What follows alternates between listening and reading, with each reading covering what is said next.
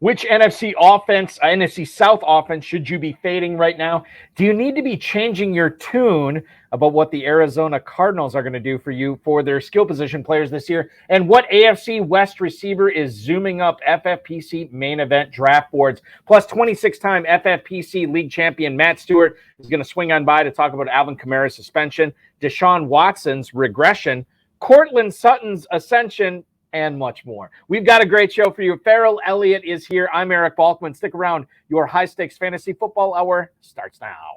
The pressure, I've seen greater men than neither lesser. Broadcast live and heard around the world, you are now watching the most entertaining hour of radio on the planet. Welcome to the High Stakes Fantasy Football Hour presented by MyFFPC.com with your hosts Eric Balkman and Farrell Elliott. The High Stakes Fantasy Football Hour is your home for analysis from the best players in the world. And now, because no one else was available, here are Eric Balkman and Farrell Elliott. Solace in the scripture, are we not all our father's sons? I became a man, nobody ever told me what a man was. Thank you, Rob. Greetings and salutations to all of you Balkaholics and Farelliacs. Welcome to the latest episode of the High Stakes Fantasy Football Hour presented by MyFFPC.com. I'm your slightly above average host, Eric Balkman. My co-host is indeed the definitive commissioner of fantasy football, Farrell Elliott. Coming up on tonight's show, we're going to holler at you about the Dolphins running back situation in the wake of the Devin A-Chain injury, Deebo Samuel versus Brandon Ayuk, and then 26-time FFPC league winner Matt Stewart is going to join us for a conversation about Javonte Williams, about Aaron Rodgers, Zach Ertz, and much more. If you want to connect with us on Twitter, you can do so. The show is at HSFF Hour. I am at Eric Balkman. Always learn more about Farrell's Kentucky Fantasy Football State Championship at KFFSC.com. And by the way, checking out the KFFSC right now, which I'm in the midst of a main event slow draft there, having the time of my life drafting against a lot of people who watch this show and tune in every single week. Make sure that you are registering for the main event, not only in Louisville and Cincinnati, which spots are getting scarce as I look at it right now. There's a lot of red on there. Only a few spots to draft live coming up in Cincinnati on the weekend of the 20th, August 20th. And then Louisville, which is the final weekend of August. Spots getting thin there as well. The main event online stuff is going on right now. Couple of different slow drafts that you can sign up for right now, 2-hour clock, 6-hour clock. And then more live stuff gets going Sunday night at 11 o'clock Eastern. Make sure you're registering for that. That is the next draft that is going to be going off live at KFFSC.com. Email the show at at highstakesfantasyfootball@gmail.com. If you have any questions for us, send them in now. We'll try to get to all the chat room questions, tweets, and emails in the fantasy feedback segment later on in the show. Thanks to our audio engineer, my best friend Bryce, and of course our producer and mutual friend Rob. Let's welcome in the commissioner himself, the definitive commissioner of fantasy football, and my good friend Farrell Elliott. Farrell, welcome in to the podcast tonight. So glad that you're joining me on a Thursday, on a night when we just watched the Texans and Patriots, and now we have the Vikings and Seahawks getting underway in just a few minutes. Yes, excellent, Balky. Thursday night doubleheader, and there's no other way I would rather spend my Thursday night than talking to the football and fantasy football with you, Balky. I think that as you hand out, boy, we have a guest tonight that what a great resume of success that he's had in the FFPC. But I think we should brag about the fact I had our good mutual friend, Jimmy Williams from Louisville, Kentucky on the phone today. And Jimmy was telling me, he says, I got to get in some leagues with Balky because I got to get even with him. You took the prize from the Run to Daylight out of the clutches of Jimmy's hands a few years ago. Yeah. You have that beautiful trophy to go along with the $5,000 prize. And people tend to forget because nobody's talking about how great Balky is. So I will. People forget to believe and understand that the beard will hunt. And Balky, you are the man. No, thank you so much. I derive all the power in my fantasy football arsenal from my facial hair, obviously. Sure. And if I do shave that off, then it's open season on me, Jimmy. So I'll be looking for you in my leagues. It's always fun to compete against you for sure. Speaking of the Seahawks tonight, we have by the way, I should mention this too. Before we get going, for the first time ever, the FFPC is offering 2 separate $1 million grand prizes, one in the FFPC main event, And then for the first time ever, the Fantasy Pros Championship. Just $350 to get into that. A $1 million grand prize. We got drafts going on tonight. I think there's one going on at the top of the hour. I'm going to be commissioning the midnight draft tonight as well. So make sure you're registering for both of those, main event and Fantasy Pros, at myffpc.com. We have the live main event going on right now as well. I think there's a few spots available in the 1 o'clock p.m. draft tomorrow. So make sure you're signing up for that. And of course, Dynasty, best ball tournaments, closed 12-team leagues, all going on at myffpc.com. Remember to like this video, subscribe to the channel, comment on the video, share it with your friends and enemies, and get notified every time we go live here. Seahawks and Vikings are about to go live in Seattle tonight. And let's start there, Farrell, tonight. Kenneth Walker's shoulder injury isn't anything serious, according to Pete Carroll. This according to Brady Henderson, who covers the Seahawks. Walker, although his injury is not serious, according to his head coach, hasn't practiced since the first day of training camp. According to the powers that be in Seattle, he is running at full speed, and in the next couple of days, could be as soon as tomorrow, he's going to be making, well, probably not tomorrow because they're playing tonight, but maybe Saturday, that he's going to start making on-field cuts, which is good. This is what you want to see. Although it is a shoulder injury, I don't know how violent it is for your shoulder when you're cutting with your feet, but it is what it is. The issue I want to bring up here tonight, Farrell, is the Seattle running back core between Walker and Charbonnet. I'm wondering if you think the distance between these two players is actually a little bit greater than it should be right now, or maybe it's a little closer than it should be. As I look at FantasyMojo.com, remember to follow Darren on Twitter, Darren Armani, at FantasyMojo on Twitter, the godfather of the Pros versus Joes competition, the guy who hooked me up with this lovely Pros versus Joes hoodie that I'm sporting tonight. Thank you. If you are playing in the FFPC, I highly recommend that you subscribe to FantasyMojo.com because it is worthwhile. Charbonnet, running back 37 at the 10:02. Kenneth Walker, 5:03 right now. Farrell, he's still going at running back 17. How much trepidation do you have about drafting Kenneth Walker in the early 5th round right now? Absolutely none. And actually, both players are being underdrafted. It's these two guys are very interesting. You look at the scouting department at Seattle; they have drafted the same physical specimen. These guys are similarly built. They're very, very strong in their lowers. And we were big on Walker last year, Balky, as you recall. We were big on him. Nobody else was. I think he was in the 7th round. We're real big on Charbonnet too. Now, what's different about these players is Walker is a guy who really hits the hole with authority. He'll push people out of the way. He's a real get low, get mean running back. Charbonnet is more of a finesse player, even though he's not built that way. But what Charbonnet is he's a natural pass catcher. Walker is not a natural pass catcher, and I don't think he ever will be. Remember when you always had a good athlete that's a buddy, he could do everything, but you would play basketball and you would have that one guy that couldn't dribble or that one guy that couldn't shoot. He could do everything else, but there was one aspect. That's Walker, although he did catch 8 passes against Tampa Bay last year in one game. But you add up his entire year, and it was barely 30. So what you had for a rookie Walker was 1,000 yards rushing and 9 touchdowns, and you're likely to get that again this year. What you get from Charbonnet is a lot of pass catching. He's a better pass catcher. He's probably a better blocker. What's interesting about him, he shares with a lot of big receivers the fact that he's a long strider. That's difficult in a running back to overcome. When a guy takes these long strides, it takes him a while to get going. So he's got to have the perfect hole to get through. NFL defenses are not as forgiving as the defenses he faced in college. But both these guys, they look similar. They fit the bill of what they want, and they both do different things. They'll both do it in this offense. Both these guys could be serviceable players. Walker is your big point scorer.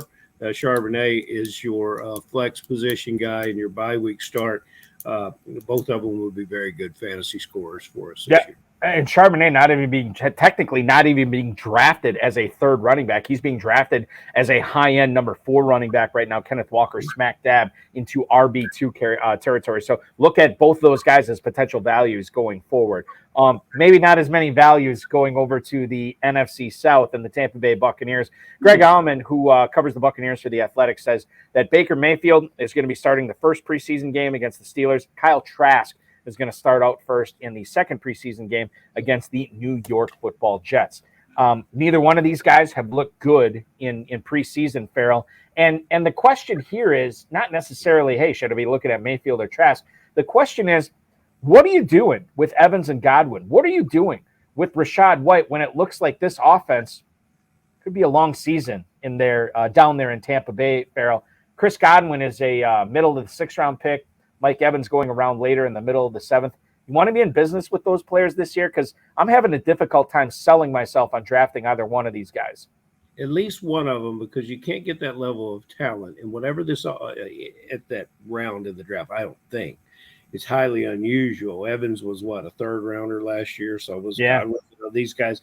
And so you say it's not last year, and you would be correct. But what it is whatever this offense is, it's going to go through those two players. And, I've made no secret of it on this show. I'm a Trask guy. I think that's where it should be. And if he wins the job, or when he wins the job, he will bring downfield accuracy. He's got a power release. There's a lot of things to like about what he can do with the ball in his hands, and that makes Evans a fantastic play. What his problem is like a lot of young players, is accuracy in the short game. So that's what you need to look for in the preseason when he gets his start. If he can hit receivers, tight ends, if he can hit the short passes, then he's matured as a quarterback.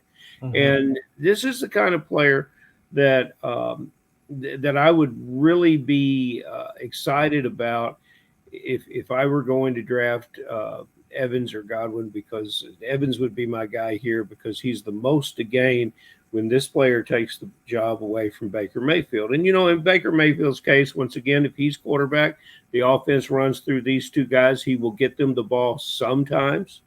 He might not get them the ball consistently. With Mayfield as a quarterback, I like Godwin better than Evans.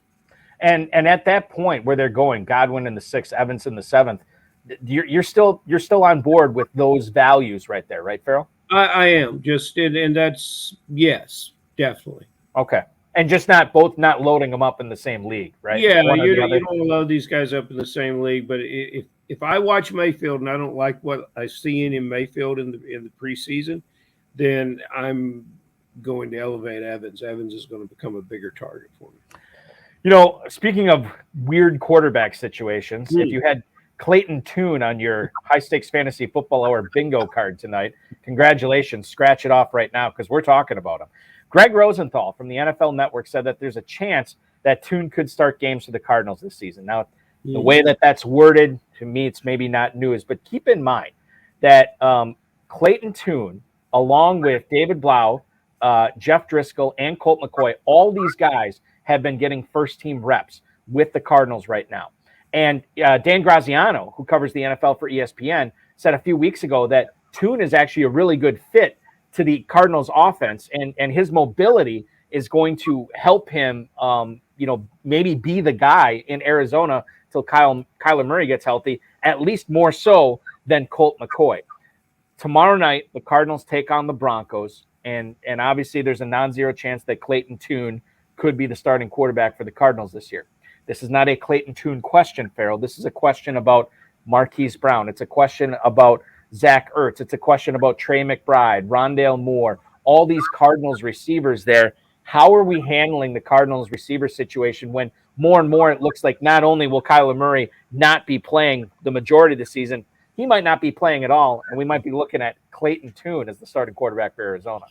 It creates a whole spectrum of possibilities in that wide receiver room. And you know what? If Clayton Tune comes into a preseason game and does what he can do, those receivers will sit around in the receiver room. They'll look at each other and say, hey, we got a quarterback. And it creates, I have not been high on any of the Arizona Cardinals.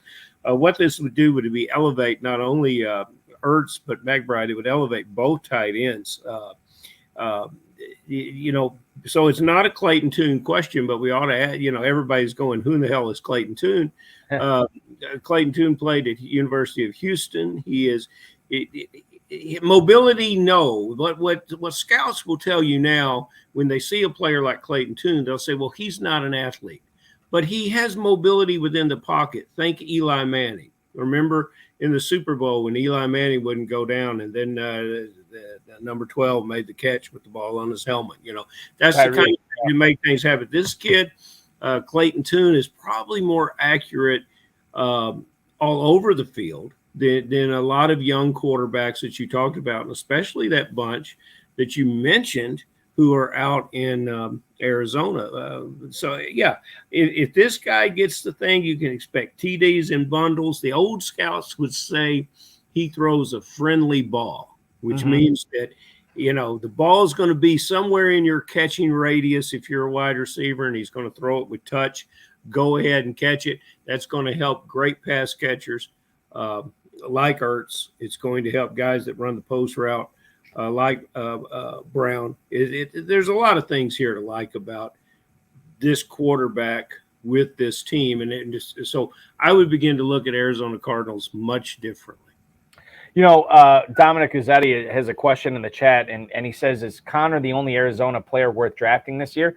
To me, when you're talking about like a Fantasy Pros Championship, FFPC main event, 12 teams, 20 rounds, you got to look at everybody there. And yeah, I think Connor's worth drafting. I still like Marquise Brown. He's going in the 7th round. I can get on board with that.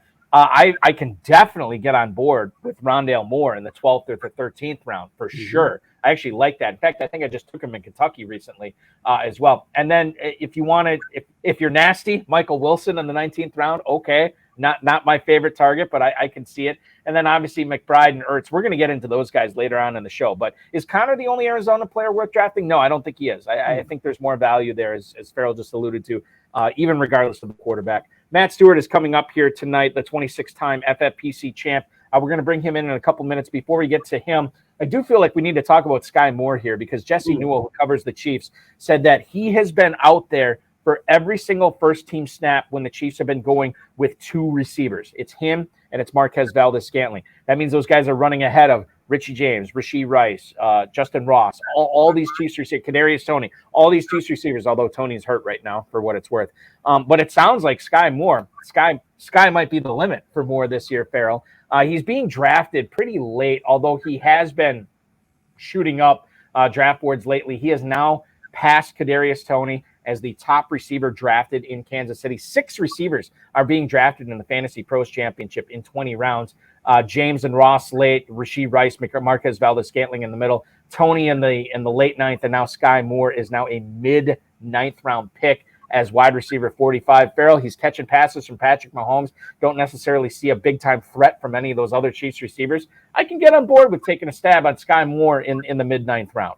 I can too, and I'm surprised that he has been deflated, I guess would be the right word.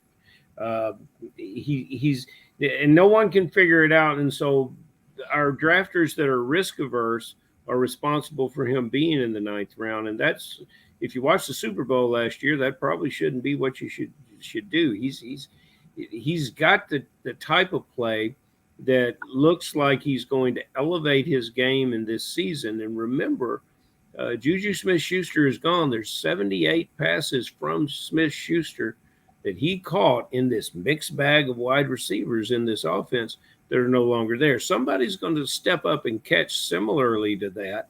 And if you get those kind of numbers in a player with Moore's explosiveness and athleticism, that's there you go. I knew you'd get there. Yep, just a little more caffeine, I'll be okay.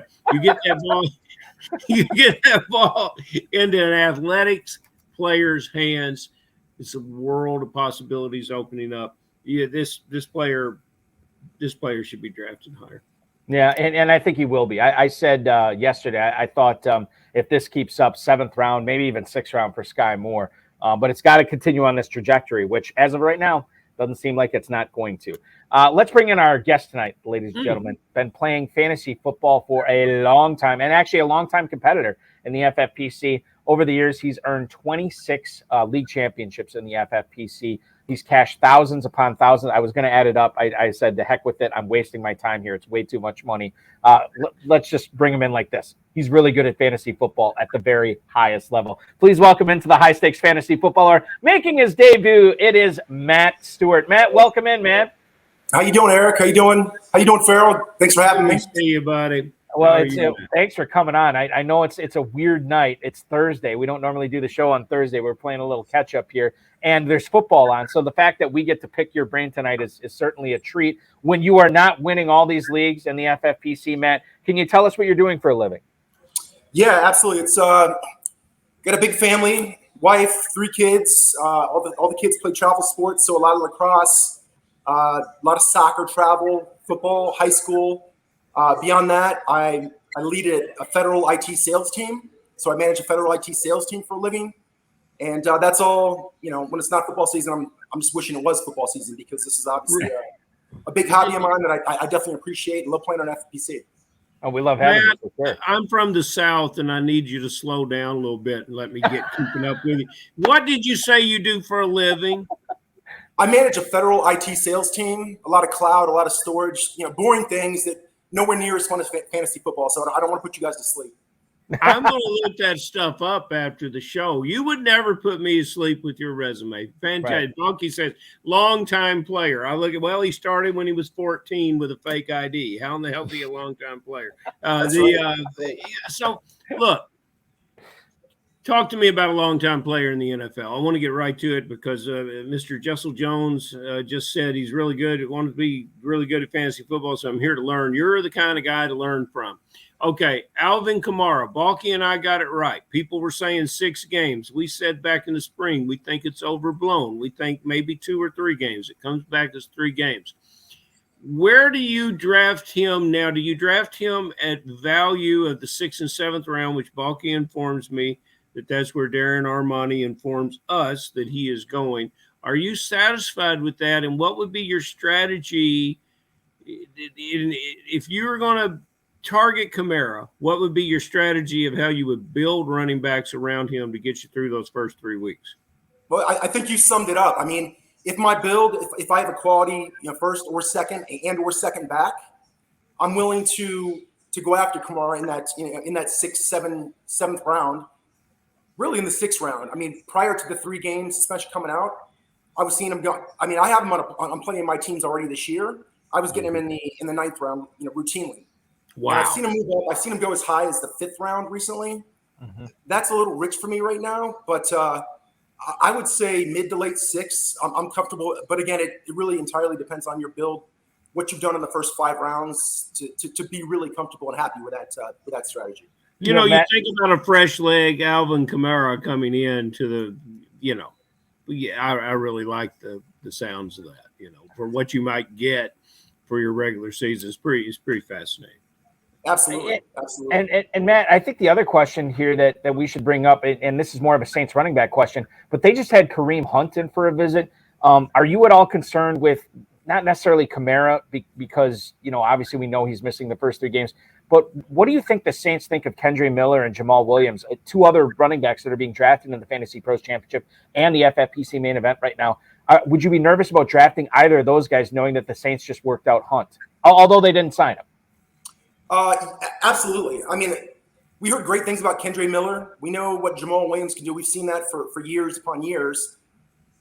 With only a 3 game suspension, I was really surprised that they didn't only bring him in, they tried to sign him. And he left Indy without a contract, so he may be going back to New Orleans. So that again is why, for me, really ideally late 6th is where I would look for Kamara at this point in time. I just think there are other options in that same tier that are safer to give me points. And if they're bringing in Kareem Hunt, obviously Saints know more than we do, and it is a concern. But I'll roll the dice in the late 6th. Yeah, and I think that's a smart play there, especially again, depending upon how your team build is at that point. Yep. I think that could be a really smart decision. I'm not seeing in my opinion, I'm not seeing a lot of smart decisions being made about Javonte Williams. No. This is a guy that I was I took over a dynasty team, and I was ticked off because my number 1 running back was Williams, and I didn't really have a whole lot of depth after that. I'm like, well, this is going to be a mulligan for him. And then I hear that he's going to start, a few weeks ago, Sean Payton says, yeah, he's going to start playing at training camp right away. And then I hear Sean Payton's going to be playing him in preseason games. And I'm like, this guy is your meal ticket here. You only have Samaje Perine behind him. So he must be making great strides in an injury that was really, really bad last year. And so then I'm like, okay, Javonte Williams, here we go, wheels up, right? And I look at him, he is still now. He's finally the last time I brought Javonte Williams up, he was a 7th round pick. Now based on ADP, he's entered the 6th round at least as running back 23. I don't get it. I see this guy as a value in every single draft, and I'm scooping him up wherever I can. At that price, Matt, I see nothing but upside with Williams. What am I missing here? Why has this guy not vaulted up to the 5th or maybe even the 4th round? Yeah, Eric, I think you're teeing me up here. I think you know how many teams I actually have him on. I might. The reality is, he's a great example. Are you taking in the mid-6? Are you taking? I mean, Alvin Kamara with 3-game suspension and all that competition, and they're still bringing in additional competition, or a much younger running back who, by all measures, is ready to go right now. He's going to play in the preseason. I don't believe Samaje Perine. They may ease him in a little bit. We've heard this from multiple outlets, right? They may ease him in, but at the end of the day, as that offense goes, it's how Javonte Williams goes. They upgraded the offensive line, McGlinchey from San Fran. They upgraded the right guard. The line's much improved. If he's fully ready to go, I'm taking him 10 out of 10 times over Alvin Kamara. It's not close. So yeah. I think by the time we get around to the bulk of our main event drafts, I think you see him higher than the 6th round. I think you see him, probably as early as the late 4th or early 5th. So right now, if I can get him 10 out of 10 times in the 6th round, I'm doing it. And hell, he still may be a value there, guys. Balky, don't Absolutely. you love it when fantasy football players talk about offensive linemen? I mean, nothing makes me happier, Matt Stewart. Absolutely. I mean, even when they had Melvin Gordon, who was decent out of the backfield catching the ball, they used Javonte in that capacity much more than Melvin Gordon. So, I mean, he's a 3-down back, and can't wait to see how he does. Our Jessel Jones asked a very important question. Don't you think Peyton will have his signature split backfield there? And I'd say, Jessel, there's 450, maybe 500 carries in that split backfield, so that's okay. And Williams will get his. Are you coming to Planet Hollywood September 7th through 9th, 6th through 9th? Yeah, I've never done an in-person main event draft. Done plenty of main event drafts. I do plan to do one in the future, but not this year. It's just been crazy. My oldest is going to the University of Kentucky, so he's leaving to go away to college. The other 2 are still very, very busy. In fact, right now, I'm at Deep Creek Lake in Maryland with the entirety of my family, as well as some really good friends. And my youngest has 6 completely wild, best buddies with him right now. So if you hear anything or see anything behind me, I apologize in advance. Hopefully you don't. They know I'm doing this. So, but yeah, it's you on would my be the kind of guy that we want in the room. Now, where's home for you? Northern Virginia, Loudoun County. Okay, well, very good. Because the contest I run is known as the Kentucky Fantasy Football State Championship. The cat is out of the bag. You have a Wildcat in Lexington, and you have let us know that you'll be coming to Kentucky. So we got to get this worked out. I want to do one of those as well. Very familiar. Before we do, I want to talk to you about something. If you were to show up here or to show up at Planet Hollywood, you would meet one of the coolest guys that Balky and I count as our dear friend, John Anderson. He is his email says Ultimate Browns fan 32, and he's going to be sitting on the edge of his seat awaiting your answer for this. He'll leave Planet Hollywood early because he'll have to get home and go to the Cleveland Browns game where he's been to every one in like the last 30 years. So tell John Anderson if Deshaun Watson is going to become the Deshaun Watson that we all expect this year, and what in your mind that does with all of the other players that are present in that Cleveland offense. Yeah, I mean they've upgraded the wide receiver room. They added Elijah Moore, added a good rookie from Tennessee. Obviously, they have Amari Cooper. They have a good tight end room. The line's exceptional. Nobody can forget about Nick Chubb. So the defenses are going to have to respect the run of Cleveland each and every game. So Deshaun Watson, for me, has been one of my – unless I'm willing to invest in one of the big 5, big 3 in the top 3 rounds pretty much 100% of the time. I've seen Allen fall to the early 4th a couple of times. I think that's happened in the draft, here today. Great pick. But unless you're willing to spend a top, 3-round pick on one of those big three, or then go after Lamar or Joe Burrow, probably somewhere in the late 4th to early 5th. Deshaun Watson in the late 7th, early 8th. This is a guy we've seen consistently deliver 25 fantasy points per game. I haven't seen Sunshine do that. There's a number of guys that we're valuing more so than Deshaun Watson. We've never seen it. I'm not saying they're not going to do it. We know that stars emerge and he may take the next step and he may be that guy. Mm-hmm. But I really believe Deshaun Watson has the probability, not the chance, the probability to do that this year. Yep.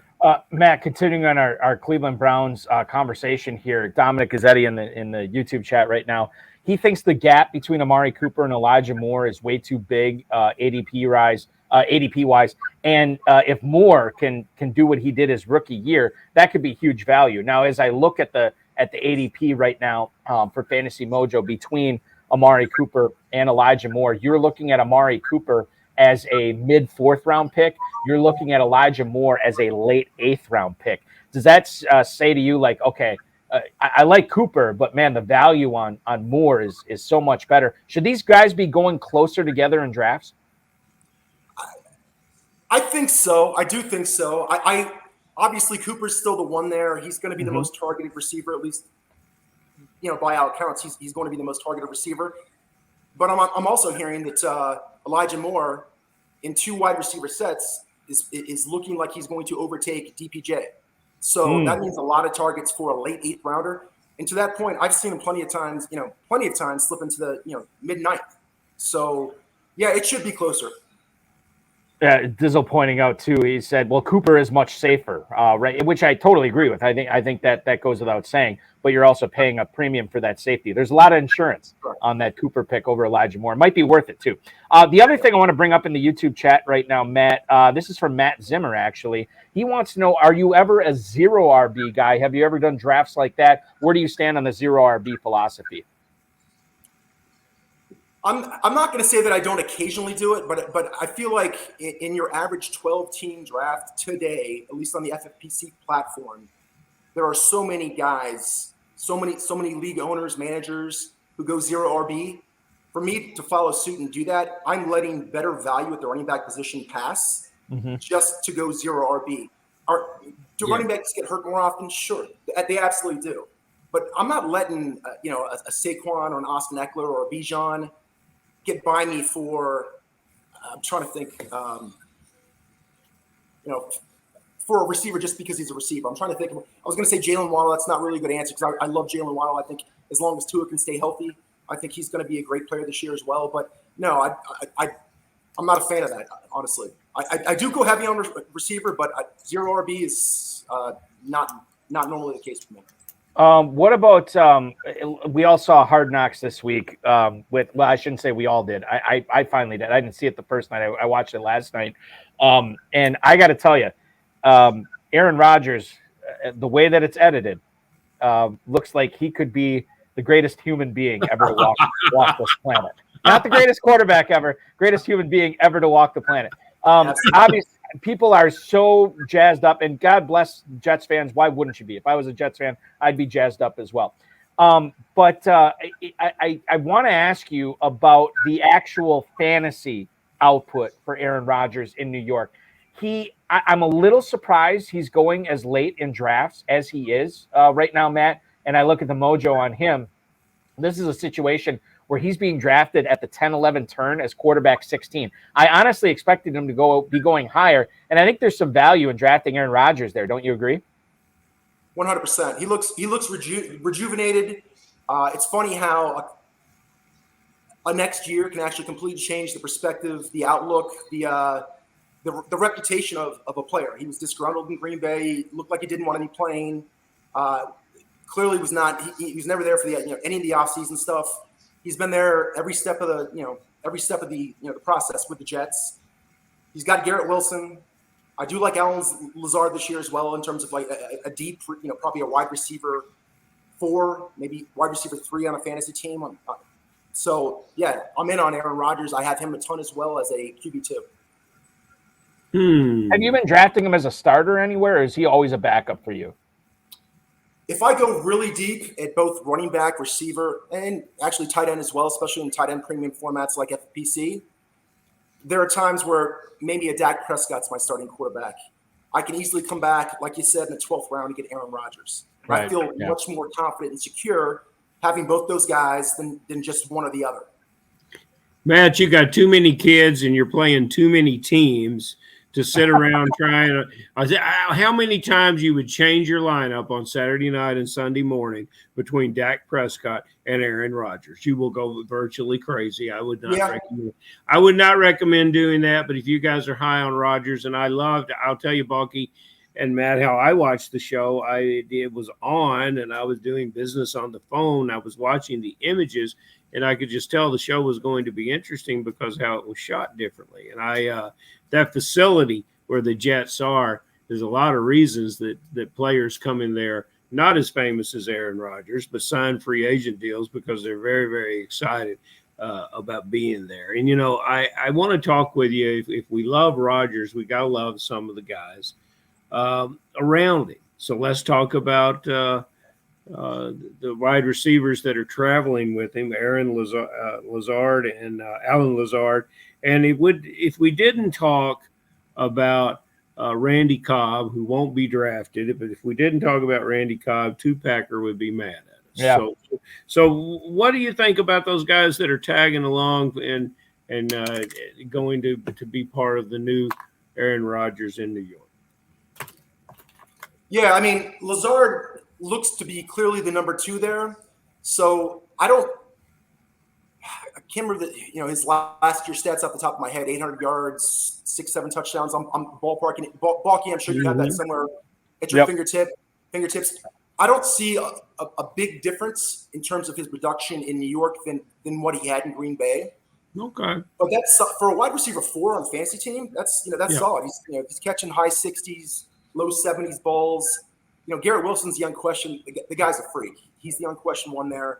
I think Aaron Rodgers is going to gravitate and really focus on him, much like he did Devontae. He knows where his talent's at, but I think Lazard's a good value. I mean, he goes late, so you're not spending anything premium in terms of draft capital to get your hands on Alan Lazard. Randall Cobb, I have probably zero interest in, but he's definitely a safety blanket of Aaron Rodgers as well. When you get into Lexington with your do not say you have no interest in Randall Cobb. Just always say yes. That's fair. That's fair. You should get Randall Cobb at all costs. Make sure you get him in all your fantasy teams because we want you to get out of Kentucky alive. So you got to be all about Randall Cobb. Matt, right there, Farrell. I completely forgot he was Big Blue Nation alumni. So it's, yes, slipped my mind. Matt, to your point on he's been Lazard. for 100 years. Yeah, it does seem that way. We came into the league young too, and people forget he went to Houston for a little bit, and then he came back, and now he's in New York. Jimmy Williams, who we spoke of earlier, Balky, has joined us in the chat room. Yeah, which is great. And he said he was not recruited for the show. No, he was not. He's just popping in, and he's glad that since your kid is going to UK that you talked about Randall Cobb tonight. Yep. So there you go on that. Maybe there'll be a Benny Snell discussion later on. I don't know. I can't. There we go. Anything. Yeah, he's a hell of a back in Kentucky too. So yeah, he was. Yeah, Matt. To your point on Lazard's stats, he had career highs in both catches and yards last year. 60 catches, 788 yards. That was his first season without Devontae Adams. He's got a player that Aaron Rodgers is rightfully or wrongfully comparing to Devontae Adams and Garrett Wilson in New York this year. How that shakes out, I don't know. But I do know that Rodgers leaned on Lazard, and Garrett Wilson's been dinged up already. So we'll just leave it at that. I don't want to put the injury hex on anybody this early in the season, but I'll just say that. Okay, so Farrell just asked you about Alan Lazard. Let me ask you about Cortland Sutton, a guy that the reports have been very positive about him so far in training camp. However, those same people, beat reporters that are talking about Cortland Sutton, they're also talking about Jerry Jeudy still being the number 1 there, which is significant in that offense. And if we look at the ADP for Cortland Sutton, baking all that into it, he is going at wide receiver 47, in the late 9th round. That's where Courtland Sutton is right now. Based on what you know about him, Matt, based on what you've seen in all the drafts you've done, do you think that's too late for Courtland Sutton and FFPC players should be drafting him higher than that? I like that he's going that late. And, to your point, I have him plenty as well. I've gotten him as late as the 11th. And he's going to have opportunity. Opportunity really is king. I don't think he, there's been a lot of reports about he's studying Michael Thomas's role for the Saints, and he's going to be that big slot and this, that, and the other. I think that's absolutely the ceiling. That's a perfect storm if it happens. But either way, as the wide receiver 2 in that offense, he's going to see enough targets to make him a value in the 9th round, much less the 10th or the 11th, which I'm sure a lot of these listeners have actually gotten him there too. Mm-hmm. I just lost my mind, fellas. Balky, will you read the quote from the Dizzle? He said, Sutton getting camp hype, and then he said, even I, a Sutton hater, thinks that's a value, as Sutton is going in the late 9th round. I never thought I'd see it today. I never thought I'd see it today. Dizzle went pro Sutton with anything. And I got to tell you guys, it's obvious. The 9th round is just packed with talent. If you're playing in a basement league, you should trade all your early picks and try. That's where apparently that's what we want to talk about is the 9th round. Go ahead. To that point, I mean, the guy that everybody assumed was going to be the number 3, he's done for the year, Tim Patrick. So yeah. I'm not saying Marvin Mims out of Oklahoma can't step in and be a capable, but he's a rookie. We don't know what we're getting there. A lot of people like him, even better than it. Their receiver their number 3 guy may not even be on the roster yet. I don't know. Oh, let me talk to you about some guys that are going to be drafted even later. And we just informed everybody who Clayton Tune is, if you didn't know who Clayton Tune was before the show. So now we want to talk about the tight ends. Anytime you get a rookie quarterback, this classic drop back passer, and that's what I'm hoping we'll get. Clayton Tune is 6'4". I love those tight ends, especially one like Zach Ertz. Are you separating the tight ends at Arizona, or are they of such value? Maybe Balky will tell us where they're going in the draft. Are they of such value that you would take them both as late as I think they're going, which is Balky? Is it 15? Is that about where? Yeah, we're looking at the last 3 days in the Fantasy Pros Championship. Trey McBride, 14-10, so end of the 14th round is tight end 24. Zach Ertz is tight end 35. He's going in the early 18th. So Ertz is basically free. McBride is, I don't want to say he's free, but he's a late 14th round pick. Yeah, absolutely. So when I don't pay a lot of draft capital on my tight ends, I consistently end up with Zach Ertz, and I'm getting him in 18th, 19th. I'm sure I've gotten him in the 20th a few times. If he's ready week 1, I strongly prefer him over McBride. I don't think it's going to be I don't see, even if they're running a lot of 12 personnel, I see Ertz getting more targets. He's a better route runner. He is the confidence of everybody in that locker room. He looked great last year before he got hurt. McBride was on the team last year. He was a rookie. Now, I do expect McBride to be better, but if you're talking about McBride in the 14th versus Ertz at the earliest in the 18th, and if you're telling me there's a good chance he's ready week 1, it's a no-brainer for me personally. And people have different perspectives, opinions. I'm going Ertz every time. Okay. And is it because of the body of work that you like Ertz better? If he's healthy and ready to go.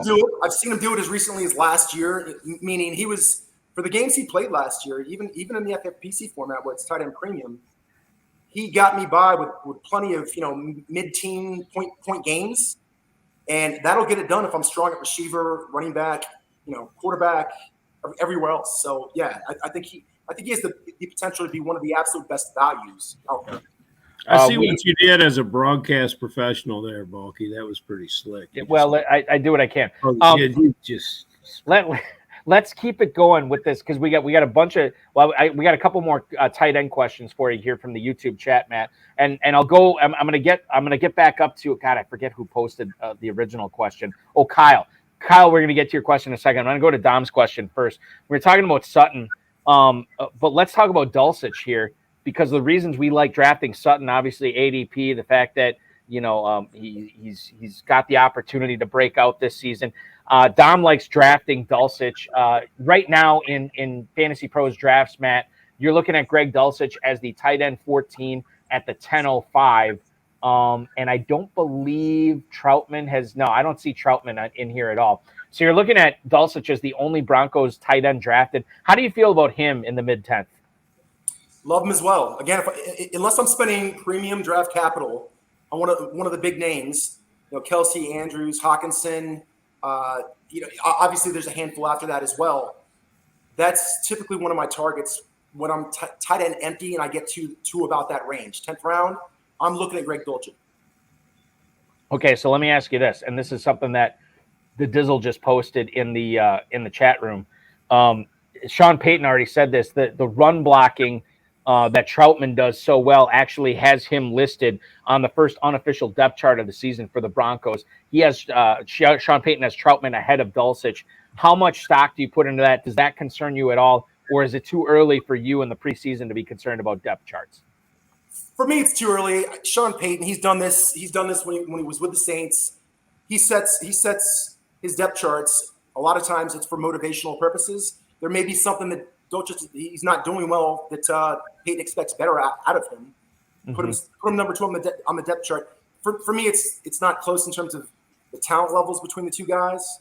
Troutman, I mean, he was never featured in New Orleans, but I saw enough of him to know, compared to what I saw from Dulcich in Denver last year, I'm taking Greg Dulcich. And still in the 10th round there too. And as we know from Joe Del Zanero, Baker Boy, there's no such thing as a bad draft pick, the 10th rounder on. Let's go back up to Kyle's question here. Rookie tight ends historically do not have great rookie years for fantasy football. Is there any rookie tight end that you see this year, Matt, that could buck that trend? Think about Dalton Kincaid, Michael Mayer. I'll throw in Luke Musgrave in there as well. I mean, there's plenty of tight ends to choose from this year. Could be a really good tight end class. Sam Laporta, for God's sake, in the NFC North. That's another guy to be looking at here. What about you? Are there any rookie tight ends that you've been targeting this year? Yeah, none of those guys are expensive, so none of them scare me. But the last one you mentioned is the one I'm most interested in, and that's Laporta. But by all reports we're getting, he looks like the starter from day one.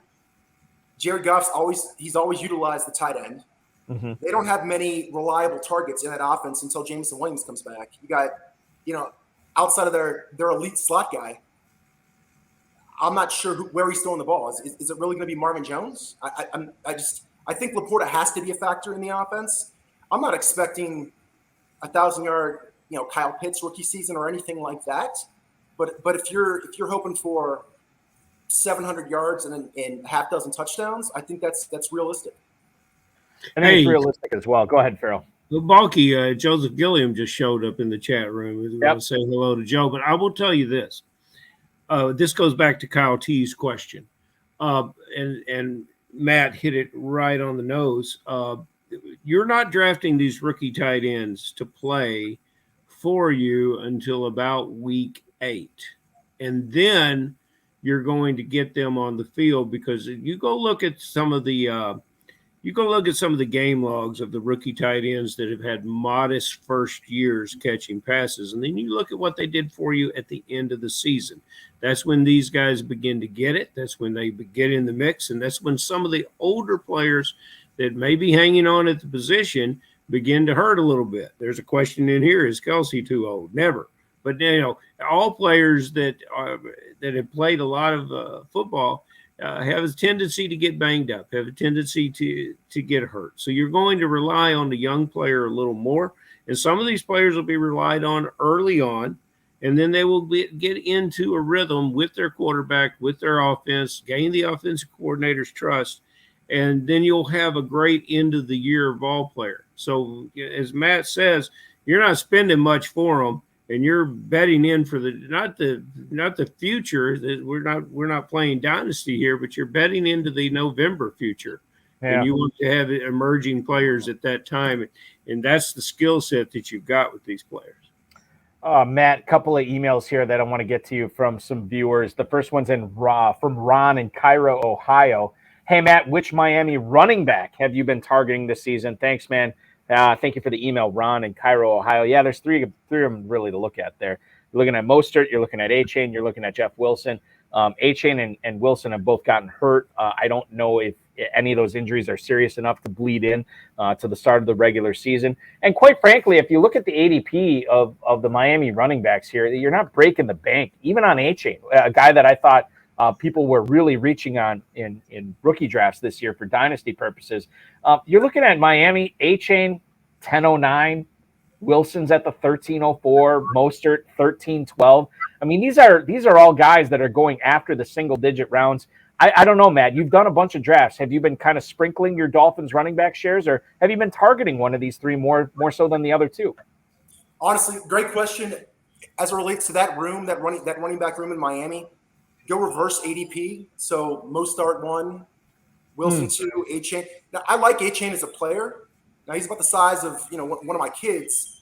So his role, he's never going to be a bell cow.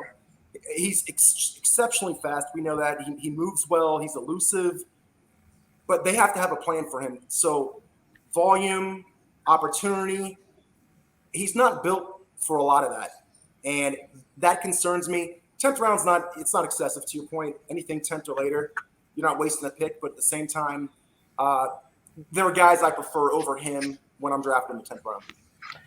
The other email here, Matt, for you is from Wayne in Newark, New Jersey. Are you Team Debo or Team Ayuk this year in San Francisco? Wayne, thank you for watching. Thank you for the email. This is a good question because I don't necessarily think you have to decide between these two because their ADP is different. But I know people will decide between the two, as in if they get Debo Samuel in the early 4th round, which is where he's going right now as the 18th receiver off the board, they're probably not targeting Brandon Ayuk as the wide receiver 30 in the mid 6th round where he's going right now. How do you fall in on this? I don't even know if you have a strong opinion on this, quite frankly, Matt. I love both those guys. I have plenty of shares of both on my teams. If you're telling me I know I can have Ayuk in the 6th as opposed to Debo in the early 4th, probably Ayuk. But I'm a big fan of Debo as well. I think Debo also has the distinct possibility to well outperform his 4th round ADP. So, Granted, Ayuk coming off his first 1,000+ yard year, fantastic receiver as long as Purdy's ready, good to go, provide some stability at the quarterback position, and they have depth that there now as well. So even if he does get hurt, he can't start the season. They're not dead in the water. I like both those guys. I'm a big fan of both. It's not really an answer. I'm not telling you. But I guess if you're saying Debo early 4th, it's Debo late 4th, maybe Debo. If it's Debo early 4th or Ayuk somewhere in the 6th round, probably saying Ayuk. Yeah, and that makes sense, and that's fine. Like, listen, when you're drafting more than one team, these answers are all acceptable. Farrell's a little bit more stringent on our guests' answers when it comes to stuff like this, especially for this final question, Matt. He lays out the parameters for this. I wash my hands of it, but I'm very interested in hearing the answer. I am too, because we've got a guy here that knows how to really separate players, and he mentioned the quarterback there, and I think you're spot on. Both those players are going to outperform their draft position based on the quarterback, because quarterback is the real thing at 49ers. And Balky, is he even being drafted? Is anybody drafted Purdy?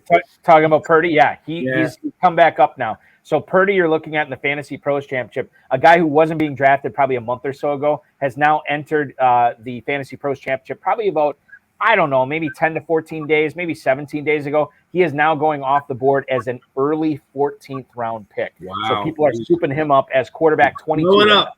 Yeah, well, congratulations to everybody that got him at a bargain price. So, Matt, I want to hear from you. You're a positive guy. I like your vibe, but I want to hear one guy that you just will not have on your team, maybe at any price, and where you just wouldn't trust to play him.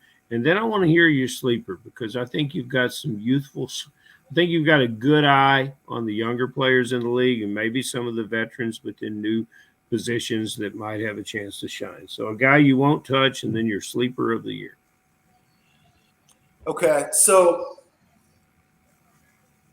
I'll premise it by saying there's nobody I won't touch at the right price. No, you can't get away with that because that's just a preface. It's just a preface, Farrell. That's not the I question. happen to agree with them there. Yeah. that's not the question. Well, we have to treat him as a hostile witness now. Well, sir, the That judge was probably directs bad you to phrasing on my answer the part, question. Farrell, so I apologize. That was probably bad phrasing. No apology is But, necessary, but an answer is. Yes. There are two guys that you will not find on many, if any of my teams. And those guys, I love them both as prospects, but this year, based upon the scheme, where they're at, and where they're being drafted, most importantly, you're not going to find on my teams. It's Jahmyr Gibbs. That's Jackson Smith and Jigba. So those two guys, for different reasons, Detroit runs a power-heavy scheme. They brought in, they paid David Montgomery very nicely. He's going to get the volume. He's going to get the goal line touches. I think Jahmyr Gibbs is going to be a hell of a player in the NFL for a long time. But where he's going, he's generally going in the third round. That's too high. For me, there's better value. I do have him a couple places, but I got him a little bit later. And I mean a couple places. And Bulky, I don't want to say how many drafts I've already done. That's that's embarrassing to an extent. I would say you've done more than 2. That's appropriate to say. I've definitely done more than 2. And then Jigba, again, I love him coming out of Ohio State. I just think with the top 2 guys, top 2 receivers there right now, and DK and Lockett, a team that loves to run the ball, a team that added Zach Charbonnet to go along with Kenneth Walker, they're gonna be a run heavy team, and I just don't see enough opportunity for him to justify where he's going either. So those are 2 guys I'm not really touching. I like that. What about Matt in your more than 2 drafts that you've done? Do you find yourself when you get past the 10th, 11th round, do you find yourself grabbing a lot of the same players because you like them? Like, is there 1 or 2 guys that you've been scooping up late as a late round sleeper? I mean, we talked about a couple of my favorite values in terms of beyond the 10th round. Aaron Rodgers, again, is a big favorite of mine to take. And I think you mentioned his ADP was somewhere around that 11, 12 turn. I've routinely gotten him later than that, so I feel like I'm even happier with those picks. But I'm a big fan there, and I tend to take him if I don't have one of the big 5, and I really want to shore up that position. Quarterback, there's a lot of depth, but at the same time, if you don't have a guy who can realistically get you 20 plus points, you're at a significant disadvantage. You so eloquently said it, but again, I must object. We've talked about Rodgers earlier in the show. I need a new sleeper. I need you. The people that are here at 10:57 want some new news. And I can't give you Zach Ertz either. I need a new sleeper. Yeah, Matt. Maybe I can help on this as well. So if I'm looking at your teams right now, which I may or may not be doing, what about a guy? Can you tell us a little bit about? Let's go to Indianapolis. Farrell knows this team. What about a guy like not Josh Downs, not Michael Pittman? What about a guy like Alec Pierce? What do you think about him in his sophomore year? I like it. He's going to be on the field a ton.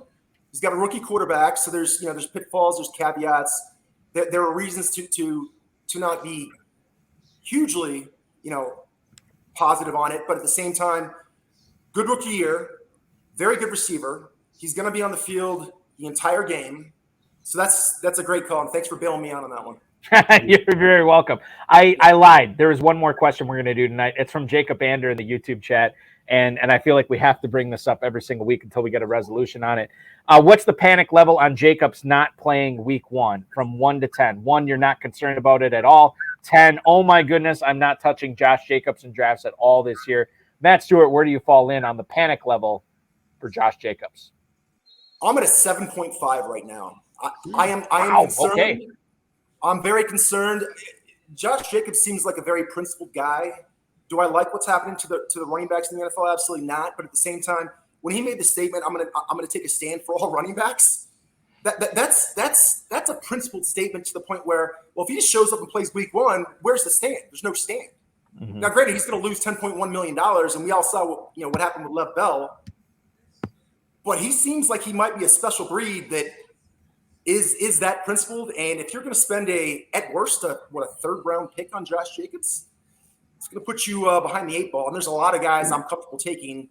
If he fell to me in the late fourth, early fifth. I like to gamble occasionally, but in the third round, there's a lot of guarantees out there that I would not take him over. Balky Dizzle just published Jacob's phone number in the chat. No, that wasn't his phone number. That's where Jacob's. That's where he's at on a panic level right now. I take that back, Farrell. It could be his phone number for all I don't. Josh Jacobs is not my phone, so I don't know. Josh Jacobs is currently going ahead of Jahmyr Gibbs, Breece Hall, Najee Harris, Joe Mixon, Travis Etienne, Aaron Jones, and Kenneth Walker. So if you don't like Jacobs, trust me, there is another running back in the showroom that might be more attractive for your fantasy football team this year as well. No more attractive a guest can we find, not from a physical, sexual standpoint, Matt. I want to make that ostensibly clear. But no more.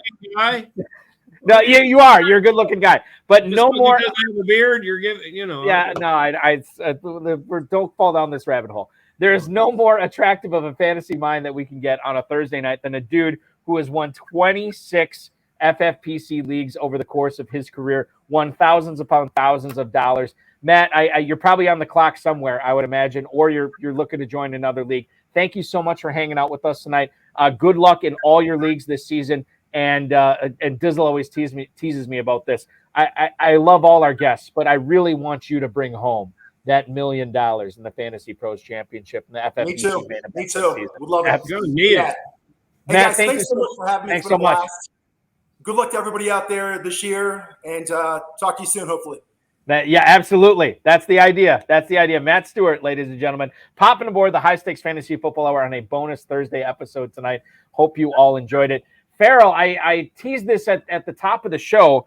The Kentucky Fantasy Football State Championship is in midseason form, and why wouldn't you be? Because we are well past midseason as far as drafts go. Slow drafts are popping off in the main event. You have the Statue of Liberty division drafting Sunday night at 11 o'clock. That'll be the next live league to go. And spots are getting scarce in Cincinnati and Louisville, and I highly recommend that, again, as a guy who's played in – how many times have I played live in Kentucky? I mean, it's got to be almost 20 years. Not 20, but probably 15 plus in Kentucky. You cannot have a better time outside of maybe the FFPC live events in Las Vegas. Kentucky might be right up. Well, I know it's right up there. It might be head-to-head with the FFPC live events. I love it, man. And time's running out to get into those live events. Well, yeah, and, Balky, our online business has really picked up too, and it's been a good thing. We've sold out a few leagues, and we're trying to push this one out for Sunday. So anyone that doesn't think they can get here live, we would love to have you play late this Sunday evening. And it's all fantasy football is good for fantasy football when we're playing in the FFPC and the KFFSC. It's great prep to get ready to go to Las Vegas and take a shot at that $1 million. I'll remind everyone that our top 5 finishers in our main event get a bid to play in the FFPC every year. We've got some guys going this year that have never been, including a wonderful guy named Rich Bates. Rich is beloved in the KFFSC, and he wants to talk about it every day. It's very exciting, and we've got a month before we get there, but Rich is ready to go. So we're here for the players that want to play, and we'd love to hear from you. Yeah, absolutely, and I look forward to it. We're counting down the days. What are we looking at as far as it's the 25th? I think Louisville kicks off, so we're 15 days away from that. As far as Cincinnati goes, we're a week and a half. For God's sake, it is really sneaking up on us, and we're just hours away from the next KFFSC online draft from filling up. We're just hours away, Farrell, from our next episode. I will thank you for joining me tonight, and I will see you tomorrow night, my friend. That'll be great, Buck. Absolutely. Farrell Elliott, the definitive commissioner of fantasy football. Follow him on Twitter at KFFSC Official. I should say Kentucky Fantasy Football State Championship on Twitter, KFFSC Official, and, of course, KFFSC.com is where to go to sign up for those leagues right now. I want to thank Matt Stewart, Farrell Elliott, the FFPC, Rob Bryce, each and every one of you. Did you have a great time tonight? I know I did. I don't think I can wait a week to do another show, so let's do another one tomorrow, which is what we're going to do. We're live tomorrow night, 10/9 Central, with the Fantasy Football Mastermind, FFPC Pros versus Joes, competitor and former multi-league FFPC main event champion, Mike Nazarick. He's going to join the show with myself and Farrell tomorrow night in less than 24 hours. You can, in case you missed it, you can watch tonight's High Stakes Fantasy Football Show on the Better Sports Network on any of the FFPC social media channels with yours truly. And of course, Tom Strachan from Fantasy Pros, Football Outsiders, and the Fantasy Football Sanctuary. Really good stuff from. He was in England tonight, basically doing the show from England. So we had a 2-hour across the pond show, which was a lot of fun to do. You can watch that on demand whenever you like at FFPC, at the FFPC social media channels. What else is going on? Sunday night, we have live main event draft coverage with Aiden LaCorey and Dave Tripoli. That is going on Sunday night. We are going to be live Tuesday night with live Fantasy Pros Championship draft coverage.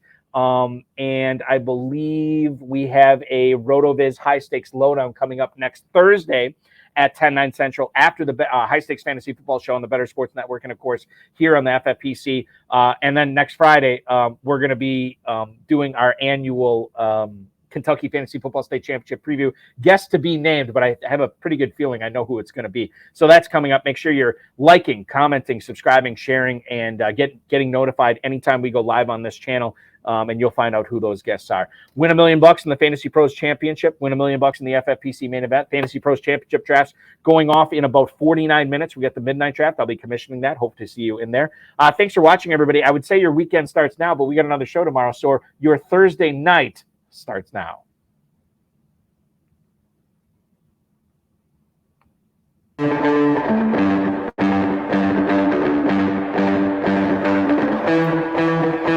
This has been another episode of the High Stakes Fantasy Football Hour presented by MyFFPC.com. It was broadcast live and was watched around the world. Balky and Farrell will be back next week with more analysis, more interviews, and more advice from guests much smarter than they are. Thanks for watching, and we'll talk with you again next week. Sometimes I like to dispense little life lessons tonight. Been a heck of a day for me today. I could not attend my son's fall ball baseball game tonight because of prior commitments with work and everything, which is fine. He understands. It is what it is. I don't know if I shared this, but a few weeks back, my son was brought into his Little League game in an impossible situation. The pitcher before him had already given up a run. He walked the bases loaded. There was nobody out. And my son did the best he could, struck out the first guy, but just fell apart after that. His defense kind of let him down, and he felt like he let his team down after that inning. Only time I've had to console my son, who was crying walking off the baseball field. And the coach wanted him to go out and pitch the next inning, and my son said, "There's no way I'm going to do that." And I was like, "Oh God, I hope this doesn't weigh on him. I hope he goes back on the mound again." Well, I found out from my mom, who was at the game tonight, my son did in fact go toe the rubber again tonight after his bad experience the last time he was out there, and pitched the shutout inning. Which warms the cockles of my heart, obviously. Life lesson here is, no matter what it is, whether it's sports, whether it's fantasy football drafting, whether it's life in general, we all get knocked down from time to time. The key is getting back up. My son got back up tonight. If whatever you're battling with in your life right now, I hope that you dust yourself, you get back up, and you go out and crush it. Thanks for watching, everybody. Really appreciate it, and we'll see you tomorrow.